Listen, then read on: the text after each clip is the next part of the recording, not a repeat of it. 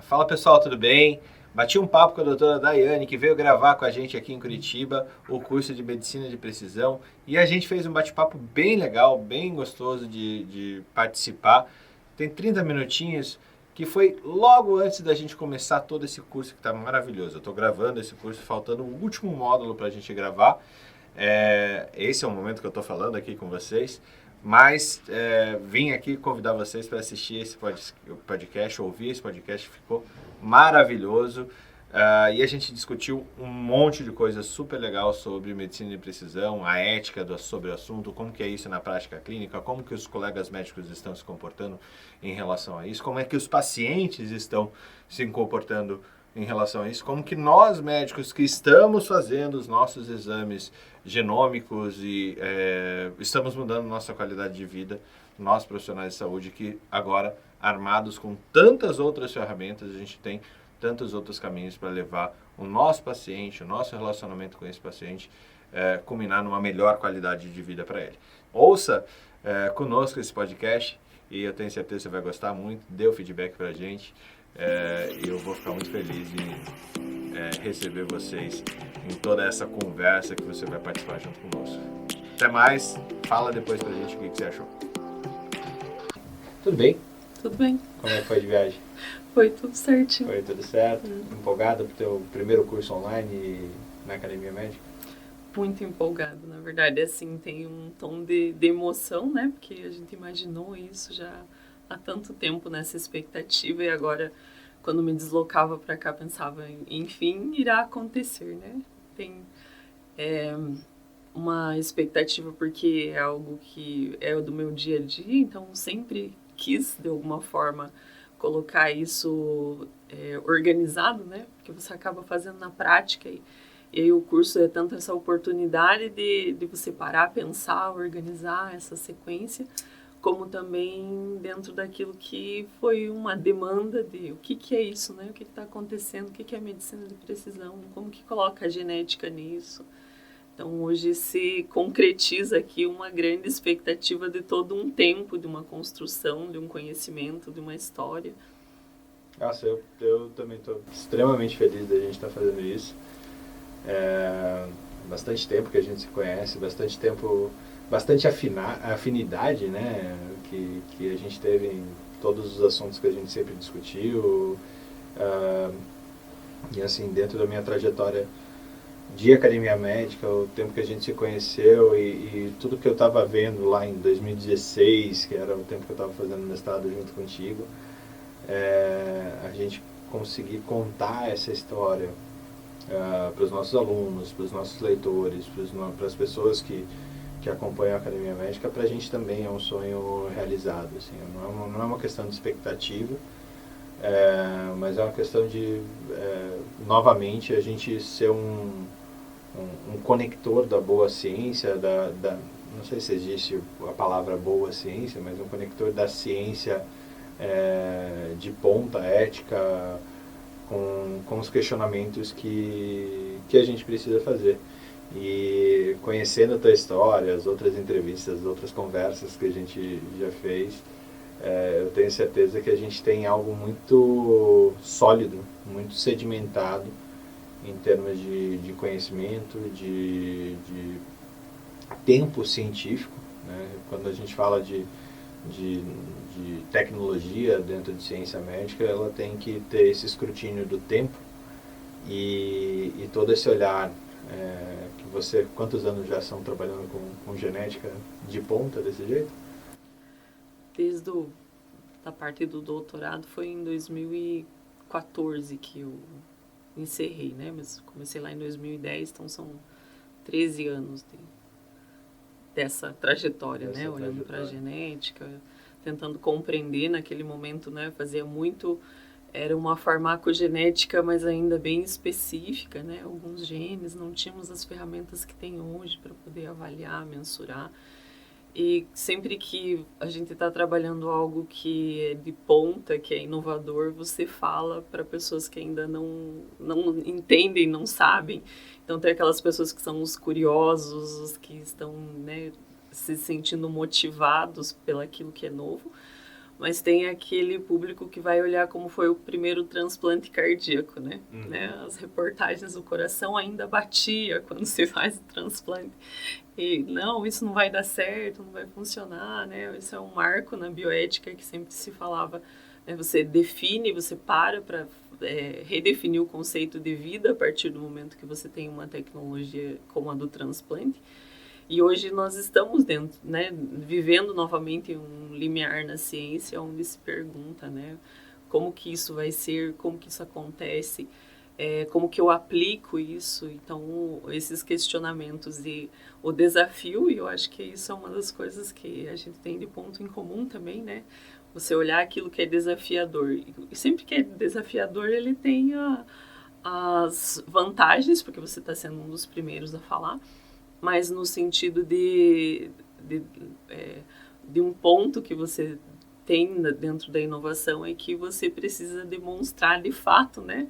Olhar o que tem de ciência naquilo, o que são os motivos que tornam aquilo realmente prático, aplicável, que vai fazer diferença na clínica. E isso de dia a dia, né, eu precisei ter muita constância dentro da clínica para entender que realmente impacta na vida do meu paciente, que impacta na vida do profissional, porque realmente os profissionais que trabalham junto comigo, eles falam desse vínculo, né?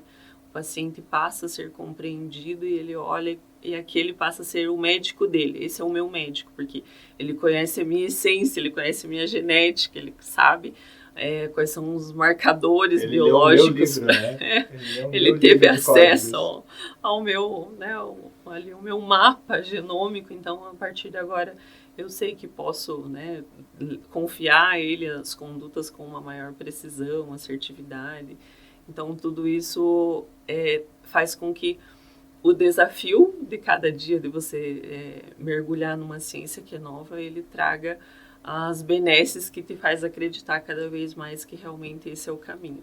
Eu vou te falar uma coisa, assim, esse momento de ser um inovador, de fazer alguma coisa nova que ninguém faz, eu não acho nada confortável. Assim, eu já fiz isso várias vezes, mas não é nada confortável, porque você é julgado a todo tempo pelos seus colegas, pelos seus pares, pelos seus pais, pelas pessoas que gostam de você e vê que você não...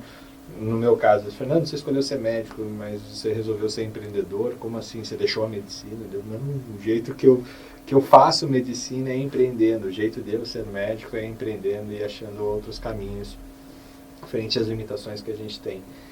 E me parece que é muito, esse ambiente que a gente escolheu estar, ele é muito hostil para as pessoas que nos veem nele, porque elas se contestam ao ver alguém traçando outro caminho. Mas será que eu estou fazendo a escolha certa? Será que o caminho que eu escolhi ele está certo? Ou o caminho que ele escolheu está errado obrigatoriamente? E não, na verdade só são caminhos diferentes, né? Ninguém precisa ser igual, e que bom que ninguém é igual. E eu acho que você colocou um ponto bem interessante. A gente tem uma curva de adoção de tecnologia que ela é feita da seguinte forma. Primeiro você tem os innovators, que são menos de 1% da população como um todo, que são as pessoas que vão lá e enfrentam, não necessariamente querem resultado com isso, mas sabem que tem que estressar aquele ponto, e assim acabam descobrindo uma coisa ou outra. E daí você tem os 2,5% aqui, que são os early adopters, né, que são as pessoas que apoiam esses innovators, que veem que eles estão brigando e achando alguma coisa diferente no mundo e vão junto contigo. São 2,5% da população, por isso que é tão difícil achar gente que te apoia no começo de jornadas inovadoras. E depois você tem o early majority, que seriam as pessoas, depois que você provou para esses early adopters que aquilo ali funciona, que aquilo ali tem escala, que aquilo ali vai trazer resultados, esse early majority são as pessoas que começam a ver nos congressos, nas revistas, e falar, olha, esse assunto ainda é estranho para mim, mas tem mais gente vendo, e eu estou começando a ficar mais confortável com isso, eu vou começar a adotar. E assim a gente atinge os primeiros 50% de toda a população que vai adotar uma nova tecnologia. Depois você tem o late majority, que eles são muito parecidos com o Early Majority, mas eles precisam de mais evidências que o negócio funciona, em torno aí, de novo, de 35%, e os que nunca vão adotar essa nova tecnologia porque eles acham que eles já estão cheios, eles já são um copo cheio, nenhuma gota a mais, não precisa, e eu vou continuar, eu tenho a minha prática muito bem consolidada e eu vou continuar nela da mesma forma, que é em torno de 25% das pessoas, elas ficam nesse extrato e tá tudo bem. Tá tudo bem. E o conhecimento sobre, né, essa estratificação de que existem pessoas diferentes, que pensam diferentes e que irão criticar, né, o seu trabalho. E também, assim, uma coisa que eu percebo no diálogo, na comunicação com os especialistas, né, com os médicos, é que a medicina de precisão, ela não é para qualquer profissional, né? O Aonde especialista... que você acha que ela está? Dentro dessa curva aqui. Eu acho que já passou dos innovators, né? Já passou, saiu dos innovators. Algumas coisas estão no early adopter aqui, né? E algumas coisas já estão no early majority. É muito relativo à área e, né, porque algumas áreas, por exemplo, a cardiologia, assim, já tem alguns pontos de evidência, de aplicação, porque às vezes nós temos evidências robustas de que aquele marcador, aquele biomarcador, ele vai conferir aquela característica para o meu paciente, mas qual que é o nível de intervenção que eu consigo. Então, o leque de possibilidades acaba sendo restrito e, apesar de eu ter uma ferramenta ótima para fazer essa mensuração, eu não tenho a mesma proporção do que vai ser a mudança daquele quadro. Então, eu tenho conhecimento.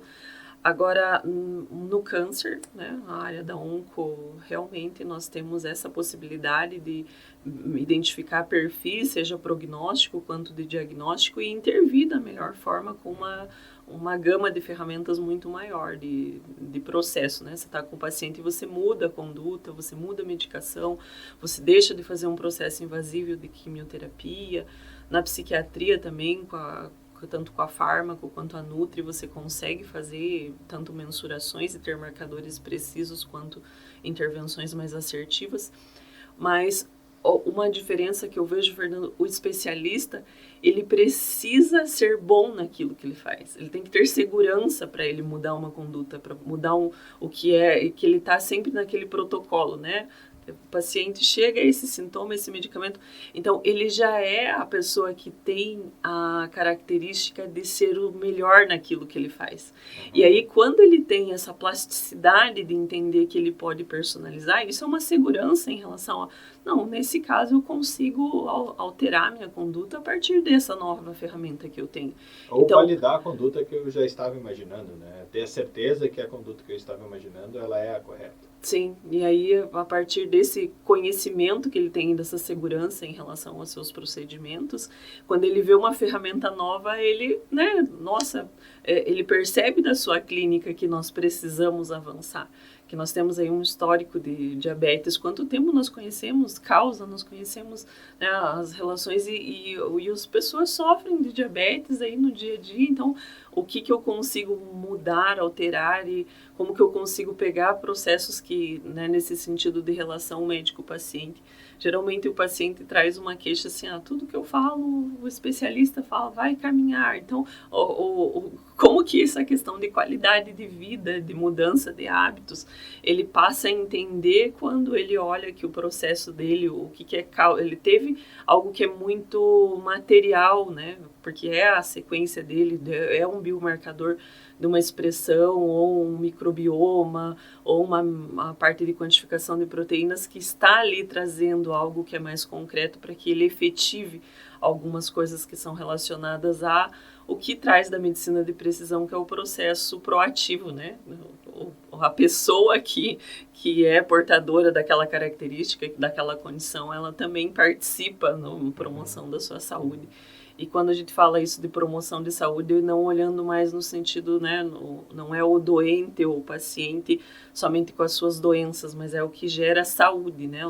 É uma mudança de foco, inclusive. E isso é uma das coisas que a medicina de precisão traz, assim, que nós precisamos mudar a nossa cultura de olhar o que é saúde. Então, o meu paciente, eu estou olhando ali o que é nele promotor de saúde. Legal você falar isso, porque eu trabalho também, tem outras empresas de tecnologia da informação para a medicina e algumas delas trabalham com algoritmos e com grandes bases populacionais e tudo mais.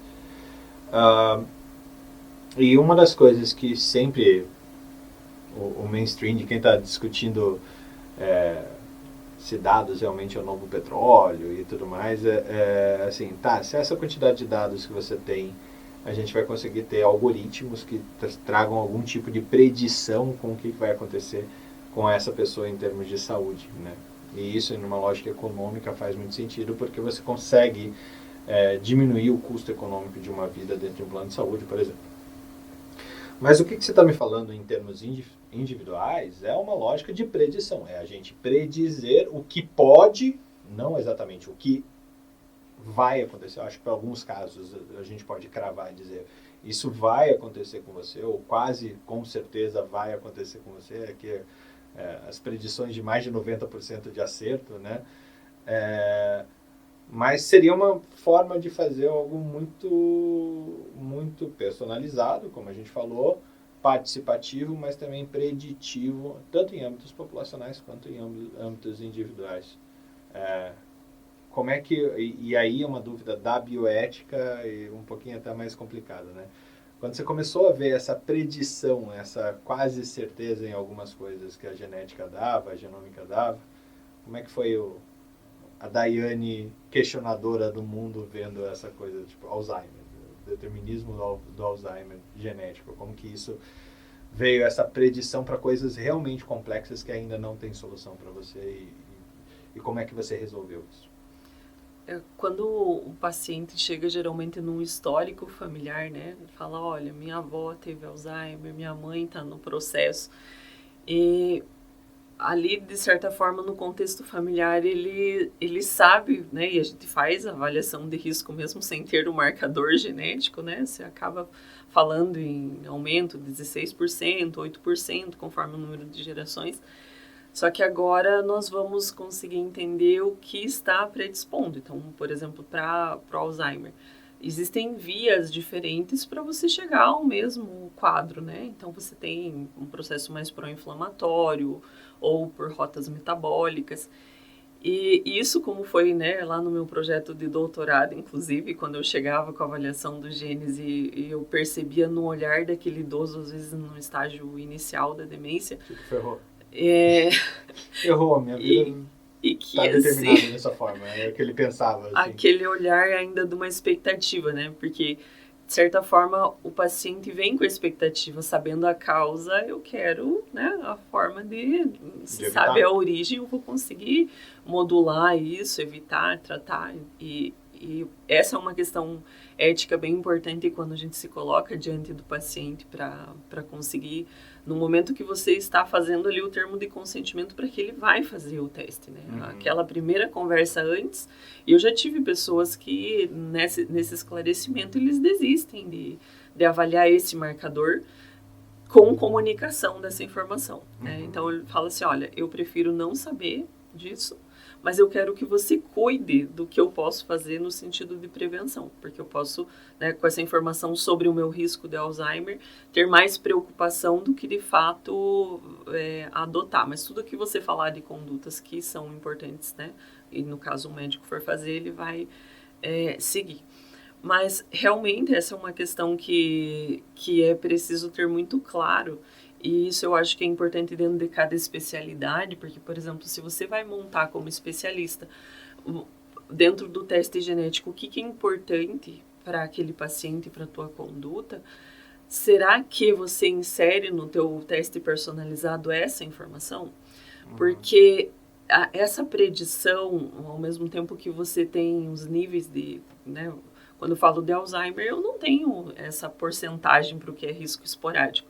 Uhum. Agora, se eu falar de início precoce com alguns genes APP, das presenilinas, eu tenho uma confiabilidade que aumenta muito. Então, a condição que o paciente tem para conseguir ter essa informação e administrar isso, eu acho que, inclusive, assim, de minha conduta hoje, faz parte quando o paciente vem e pede o teste, o acompanhamento com o psicólogo, né, com o terapeuta. Então, ele vai passar pelo acompanhamento psicológico para que eu tenha real conhecimento daquilo que a informação é impactante na vida dele. Então, o que acontece nisso, da lógica que eu falei para você, da cultura que nós temos, que quando o médico transmite uma informação, aquela informação já é um diagnóstico, já é uma doença, ele é uma linha tênue, né? Uhum. Para que você consiga, como profissional, entender se aquele paciente está entendendo, está compreendendo essa informação, se aquele risco é de fato um risco... né, que ele, quando você comunicou isso, que ele entendeu que ele pode vir a não ter e que a modo, por exemplo, qualidade de vida vai ser decisivo para a característica se expressar. Que legal. Eu acho que, assim, essa tua trajetória, tanto no doutorado, tanto a gente já conversou em outra oportunidade dos porquês que você foi por essa linha,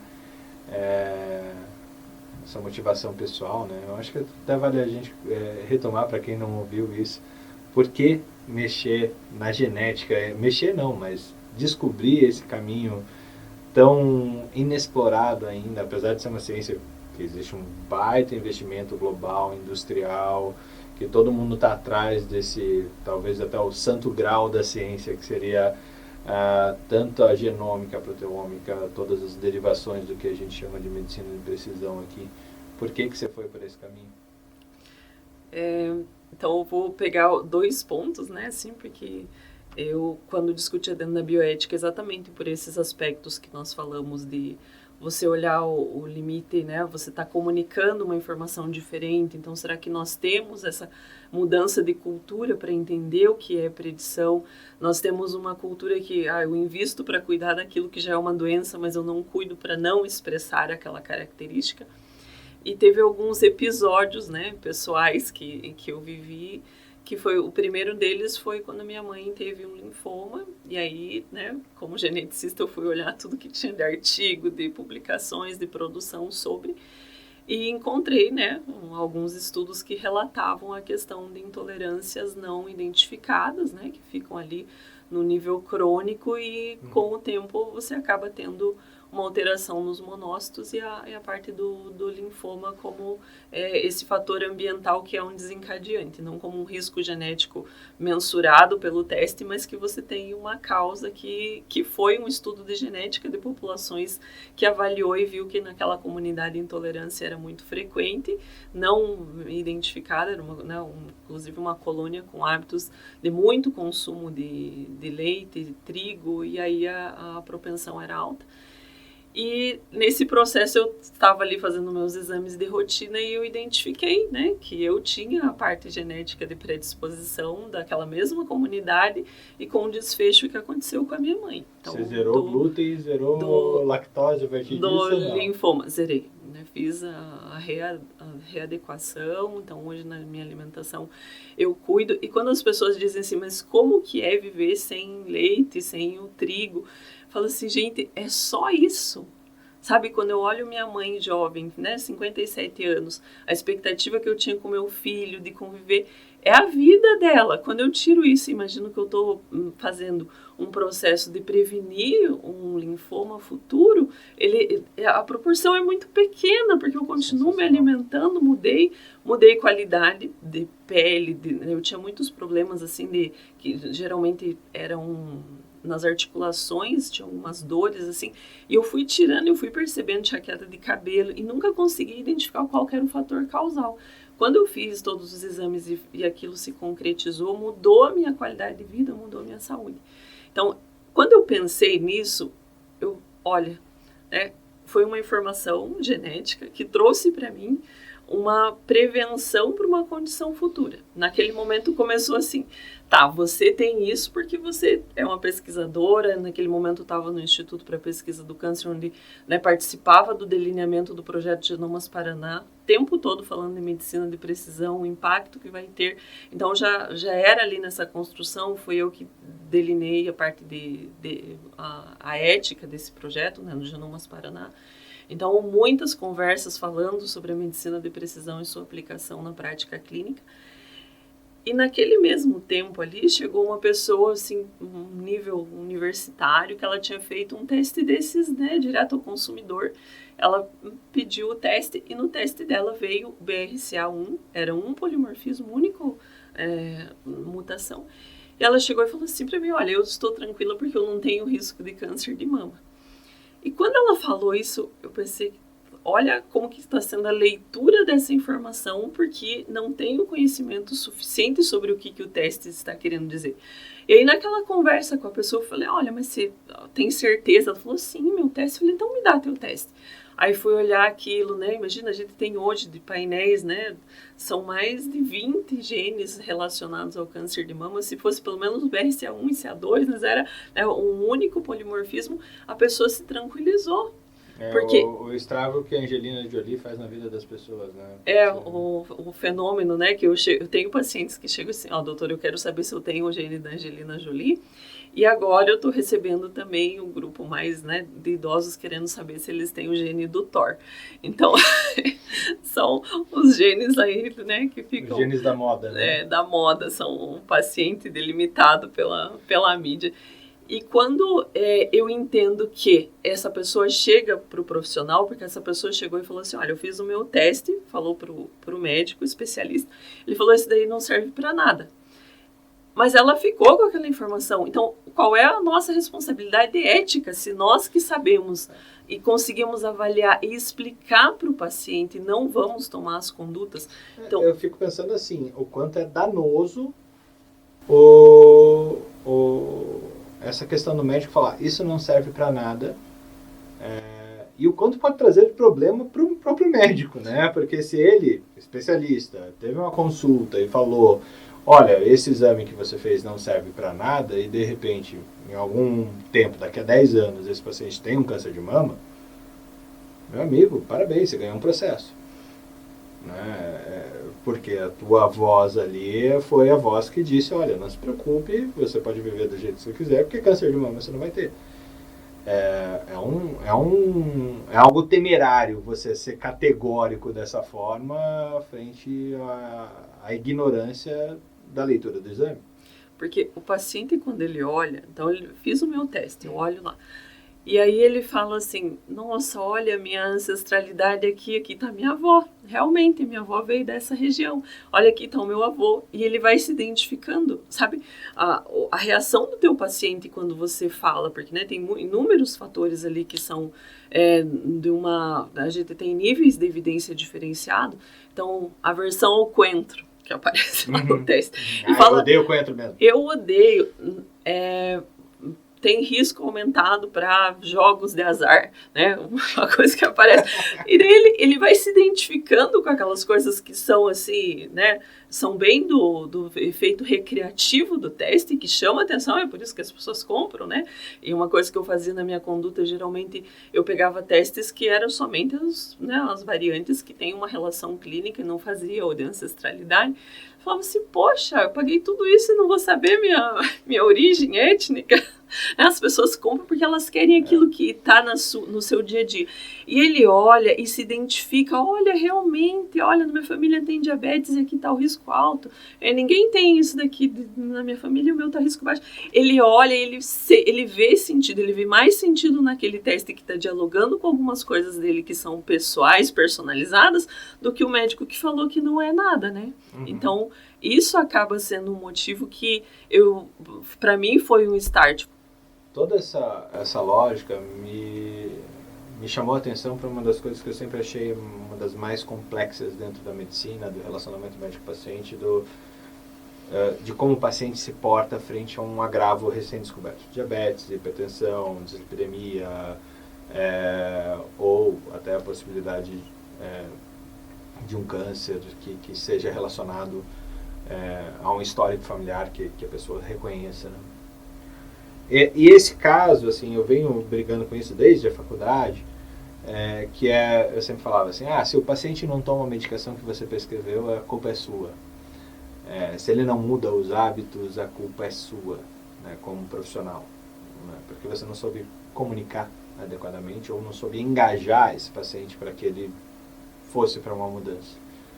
Como que você vê esse incremento da medicina genômica, da medicina de precisão, para essa mudança para a ação que o paciente tem que tomar em algum momento para ter uma melhor qualidade de vida e afastar a possibilidade até de morte ou de uma agudização de um problema crônico. Tem vários exemplos práticos, assim, né, que vão de acordo com isso que você está falando. Por exemplo, o paciente que chega e fala para mim, já passei por inúmeros profissionais e já tomei muitos tipos de medicamento e nada responde. Eu paro de comer e engordo mesmo assim, doutor. E aí o que você fala, não, mas você precisa, né? E quando eu recebo um paciente que ele veio, né, um paciente psiquiátrico, e você olha lá, ele tem uma dificuldade na metabolização do folato, ele teria que aumentar o consumo de vegetais para ter maior quantidade de folato. Só que aquela pessoa está numa abstinência desses elementos importantes para você ter a produção do neurotransmissor, que a tua conduta de querer fazer com que aquela pessoa mude um hábito e falar que ela tem que mudar esse hábito quando ela ainda não tem a força suficiente para aquela alteração. Então isso eu acho que entra, inclusive assim, olha, quando que vai precisar ser feito uma suplementação?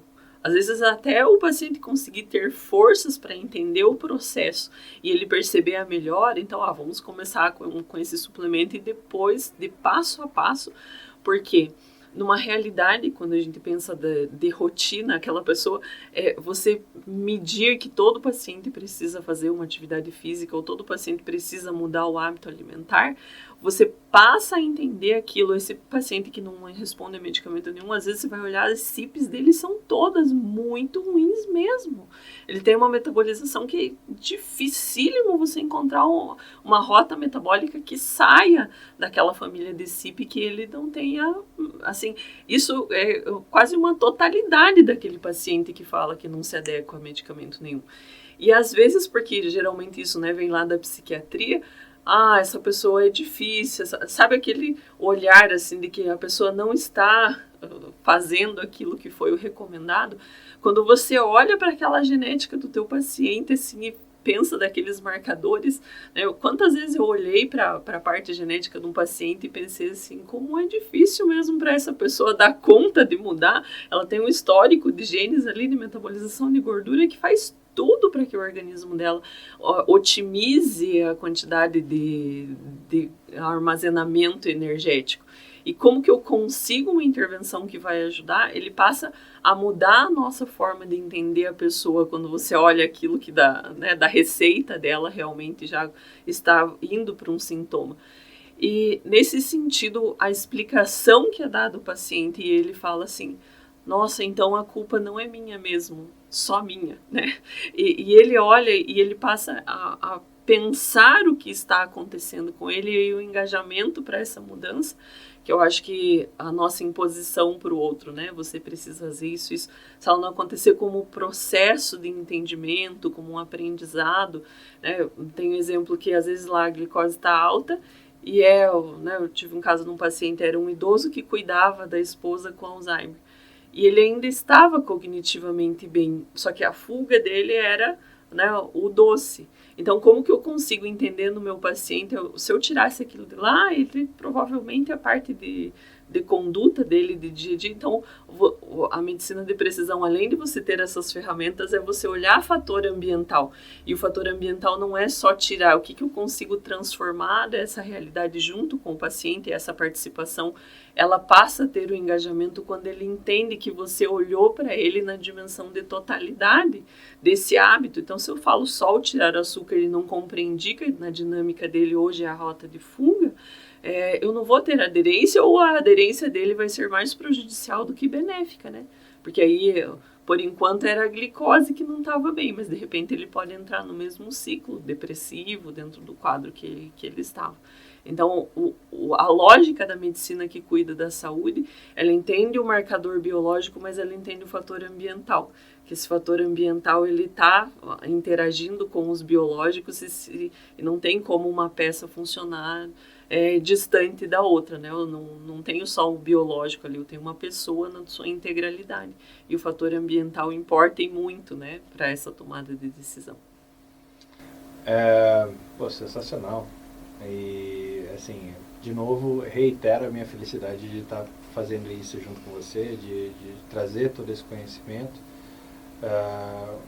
Eu imagino que a gente vai fazer grandes coisas com esse curso que a gente está estruturando aqui na Academia Médica, entregando para o nosso público. Mas do teu ponto de vista, assim, esse arsenal, essa caixa de ferramentas que é a medicina de precisão, com esse curso, exatamente nesse delineamento desse curso que a gente fez em conjunto, como que ela pode ajudar o médico especialista? Quando nós entendemos, né, que hoje nós temos essas ferramentas já à nossa disposição e porque com o curso não é só o conhecimento assim, porque se você falar, eu vou começar a usar, nós temos inúmeras ferramentas, imagens, exames, se você olha esses exames de uma forma que você não entende a lógica do processo, porque é uma mudança do pensamento.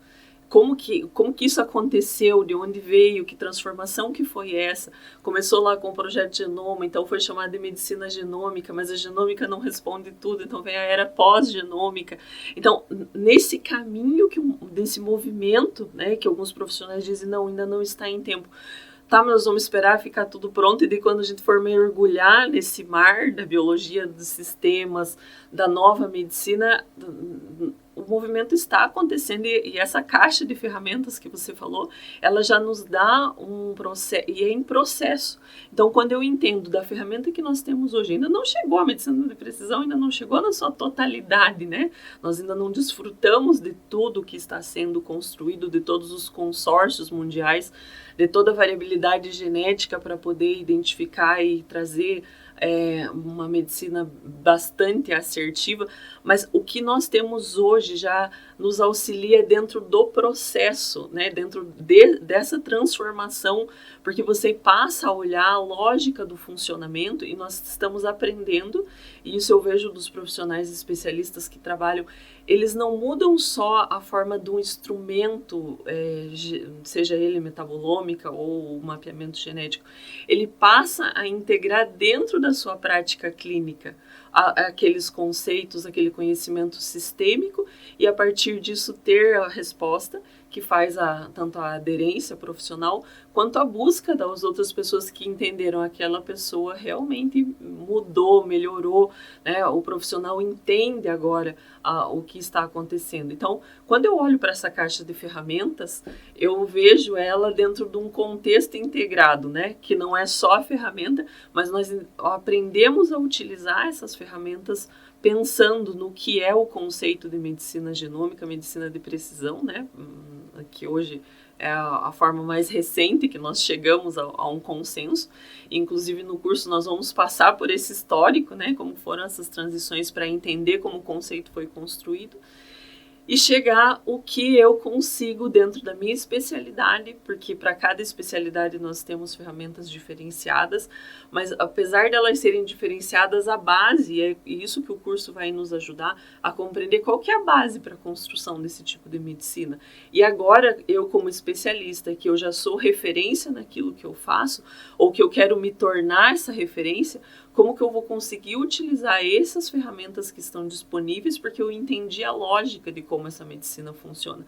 E a partir disso eu aplico e eu vou construindo esse conhecimento que, com certeza, daqui a poucos anos nós vamos estar falando, né, num avanço extremamente significativo e impactante para a qualidade de vida e para a promoção de saúde e prevenção de doenças, mas também para o tratamento de doenças, né? Para aquele paciente que já chega para mim com os sintomas e eu consigo ter esses biomarcadores e uma lógica de avaliação desses resultados e impactar diretamente no tratamento, na conduta, tendo uma maior assertividade e precisão e melhorando aí a minha relação, tanto médico-paciente, quanto ao meu impacto na sociedade de promover qualidade de vida e saúde para os meus pacientes.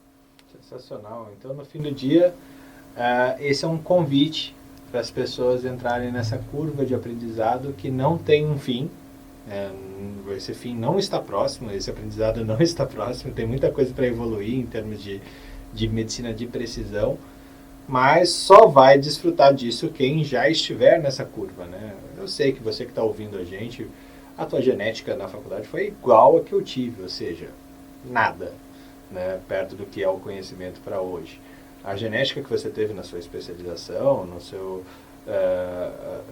na sua residência médica, ela também não é nada, porque o teu professor também provavelmente não sabia nada do que existe de ciência hoje prática, né? Essa ciência que está sendo usada realmente por alguns especialistas aqui no Brasil, muito poucos ainda, mas muita gente lá fora trazendo esses conhecimentos em apoio à qualidade de vida do paciente, em apoio a essa medicina que olha o desenvolvimento de uma saúde crônica, né? Saúde crônica é um conceito que eu adoro, que mesmo que você tenha uma condição, você pode se manter cronicamente saudável, mesmo hipertenso, diabético, dislipidêmico, por 20, 30, 40 anos, de acordo com o que a medicina tem de melhor para te manter cronicamente saudável e aqui no melhor do potencial do seu paciente, né? Sendo essa pessoa presente na vida das pessoas que ele mais ama.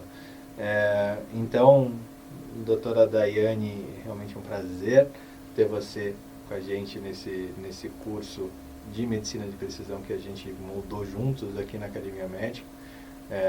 Juntos, gente, vocês estão ouvindo, a minha parte realmente foi falar, vamos fazer. O resto, ela tem todo o conhecimento, a prática, o N de pacientes já trabalhados junto com elas, né, nessa consultoria que ela deu tanto para colegas médicos quanto para o paciente na ponta. E eu queria que você fizesse um convite para esses colegas médicos especialistas que estão em contato com a gente aqui na Academia Médica, para que eles também venham. A gente não está falando aqui, a partir desse momento você só vai adotar de medicina de precisão, mas ganhar esse novo ferramental é mais do que um ferramental. Uma ferramenta na mão de quem não sabe usar é realmente um objeto inanimado, ou que faz até estrago em vez de consertar as coisas. Mas mais do que ter uma ferramenta, uma nova caixa de ferramenta, aprender a usá-las.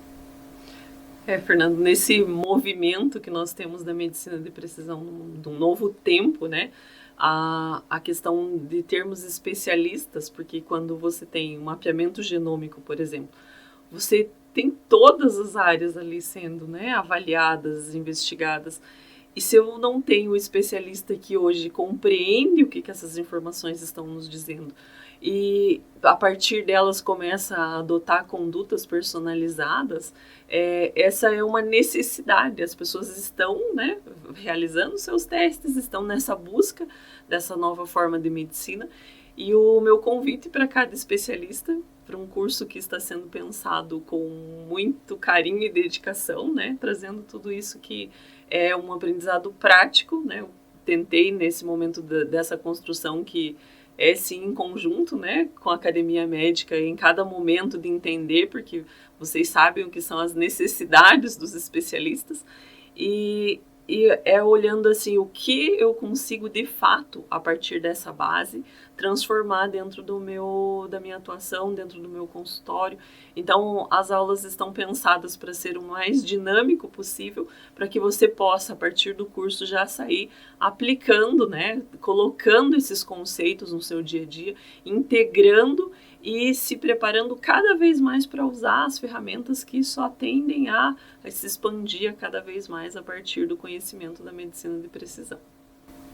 Muito legal, doutora Daiane. Agora, gente, vocês que estão ouvindo esse áudio, esse podcast, a gente vai começar realmente a gravação desse curso. A gente está aqui em estúdio para isso hoje, mas esse bate-papo foi excepcional justamente para sedimentar essa certeza que a gente aqui da Academia Médica tem de sempre estar na vanguarda da medicina, sempre estar num ambiente que a gente fala o que a faculdade esqueceu de contar, fala sobre ciência, fala sobre qualidade de vida pessoal, científica e profissional de você, colega médico, que está conosco já há tanto tempo.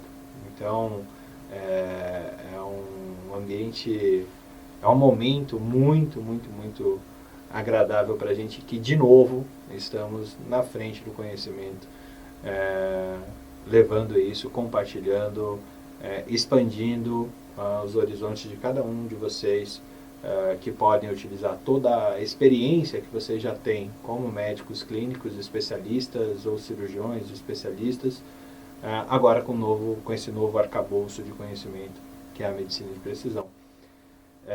Bora gravar, doutora Daiane? Vamos lá, né? Toda empolgação, porque esse curso vai ficar ótimo. Então tá bom. Gente, até a próxima.